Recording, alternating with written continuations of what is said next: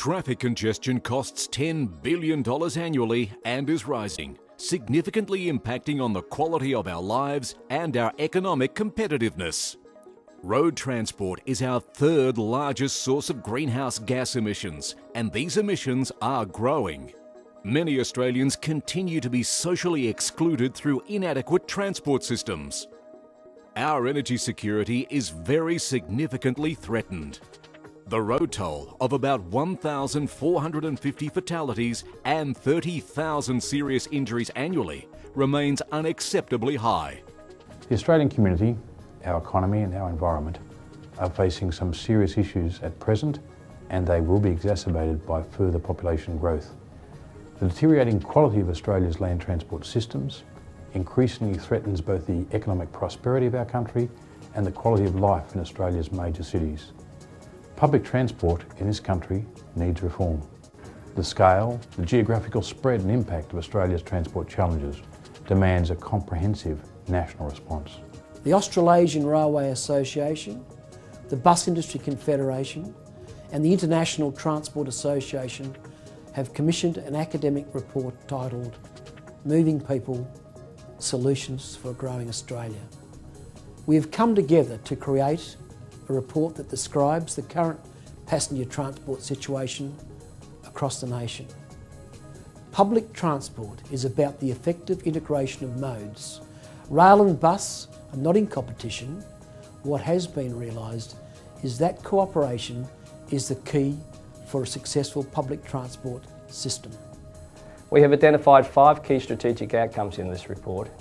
These are congestion management, ensuring acceptable travel times in major cities; environmental improvement, reducing greenhouse gas emissions and pollution; social inclusion, providing accessible transport options for all, particularly the disadvantaged; health and safety, ensuring fewer accidents and harmful injuries and deaths on our road; and energy security, reducing our dependence on exhaustible resources, in particular imported fossil fuels. In the report, we have detailed a national plan with specific solutions for the 3 levels of government.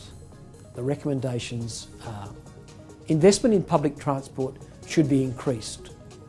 All levels of government should continue to increase funding for public transport to boost public transport service levels, improve connectivity and offer a wider transport choice to meet existing and future demands. Improvements should be made to freight capacity investment and efficiency. Investment in freight infrastructure will aid in reducing our road congestion and thus improving our road safety, our urban amenity and our environment. Road pricing reform should be implemented. Replacement of existing excise and registration charges with charges that better reflect the real costs associated with road travel, including congestion, accident, health, road damage, air pollution and noise. Part of the generated revenue should be allocated to improve public transport services. Improve accessibility of public transport for all creates better mobility choices to establish reasonable and equitable access to family and friends, jobs, shops, services and recreation activities. Design more compact walking and cycling friendly urban settlements. The long-term integration of urban and transport planning needs to be improved to deliver mixed-use cities with multiple activity centres and higher development densities along urban public transport corridors. Walking and cycling strategies should be aggressively pursued. Improve our fuel efficiency. Within the next 5 years, mandatory fuel efficiency targets should be set to align Australian vehicles with European standards. We need improvements in transport research and information. We need an integrated national transport research program that consolidates and extends existing knowledge of transport around Australia, and this should be implemented quickly. Recently, the federal government announced the provision of $4 billion towards transformational urban public transport initiatives under the Building Australia Fund. This initiative demonstrates that the federal government accepts a significant role in the development of Australia's land transport systems and recognises the importance of transformational change. The Moving People report has identified that a national response is needed. The federal government's continued partnership with the states local governments and key stakeholders to drive land transport system improvements is essential to public transport transformational change.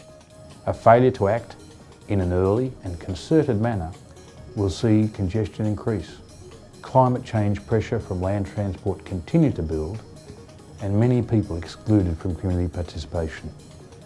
An unacceptable road toll and an increasingly uncertain energy future. This is not a future that Australians should accept.